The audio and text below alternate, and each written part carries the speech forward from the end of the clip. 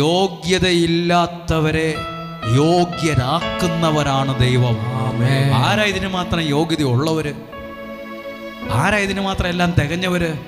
ചിന്തിച്ചു നോക്ക്. ദൈവഭക്തനായ ഒരു നല്ല പ്രവാചകന് അനുഗ്രഹം വിളമ്പിക്കൊടുക്കാൻ ദൈവം തിരഞ്ഞെടുത്തത് അപ്പുറത്തെ വലിയ പുണ്യവാളനെയൊന്നുമല്ല, അപ്പുറത്തെ പ്രാർത്ഥനാ ഗ്രൂപ്പിലെ വലിയ പുള്ളീനെയല്ല, കാക്കേനെയാ തിരഞ്ഞെടുത്ത്. എന്തിനാ ദൈവം കാക്കേനെ തിരഞ്ഞെടുത്ത്? വലിയ പുള്ളികളില്ലായിരുന്നോ?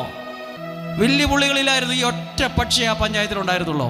കാണാൻ കൊള്ളുന്ന, വൃത്തിയുള്ള, അഴകുള്ള എത്ര നല്ല പക്ഷികൾ ആ മരത്തെ കൂടെയൊക്കെ ഉണ്ടായിരുന്നു.